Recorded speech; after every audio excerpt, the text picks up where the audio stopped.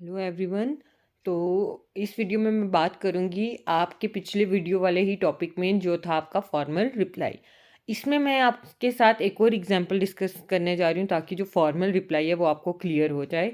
अब formal reply में मैंने आपको बोला था या तो आप एक्सेप्ट करोगे इनविटेशन या तो आप रिग्रेट करोगे या रिफ्यूज़ करोगे।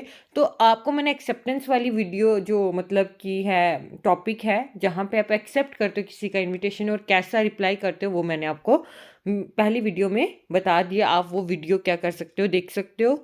अब इसमें मैं बात करूंगी जहाँ पे आप रिग्रेट कर रहे हो क्योंकि आप उस जगह या उस फंक्शन को अटेंड नहीं कर सकते किसी भी रीज़न के कारण। मैंने आपको बताया था कि पैटर्न सेम रहता है पर खाली एक डिफरेंस आता है कि अगर आप रिग्रेट कर रहे हो, आप नहीं जा सकते, रिफ्यूज़ल है, तो आप क्या करते हो, रीज़न को स्पेसिफाई करते हो। अब वही चीज़ हम इधर देखेंगे।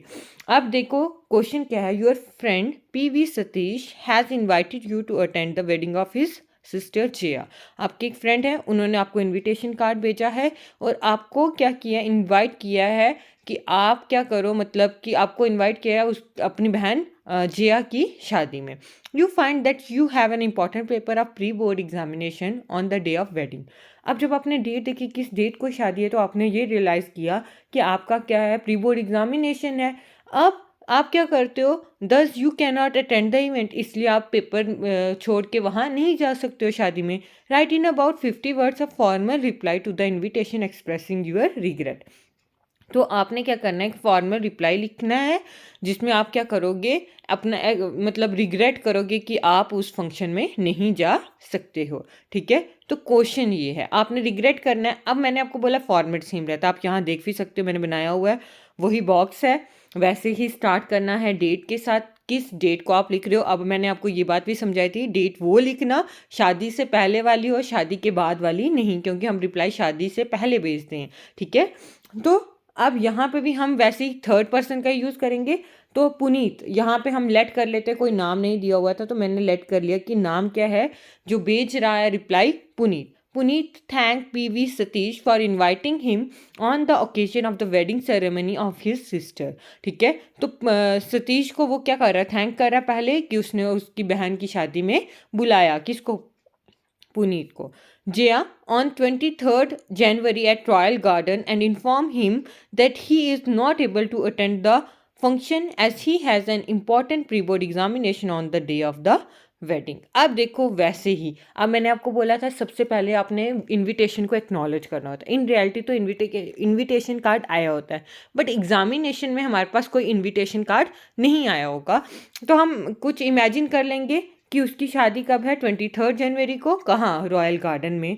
पर आप इन्फॉर्म उसको ये कर रहे हो कि आप नहीं जा सकते, not able to attend the function, आप फंक्शन को अटेंड नहीं कर सकते as he has an important pre board examination. और मैंने आपको बोला था आपको रीज़न स्पेसिफाई करना उसी के साथ। तो देखो मैंने साथ में लिखा, he is not able to attend the function as he has an important pre board examination on the day of the wedding. अब देखो लिखना हमेशा थर्ड पर्सन में, तभी मैंने ही, हिज, हिम, ठीक है, और नेम ऑफ द पर्सन का क्या किया हुआ है, यूज़ किया हुआ है। मैंने आई, मी, यू का यूज़ नहीं किया हुआ है क्योंकि ये रूल के अकॉर्डिंग नहीं आएगा।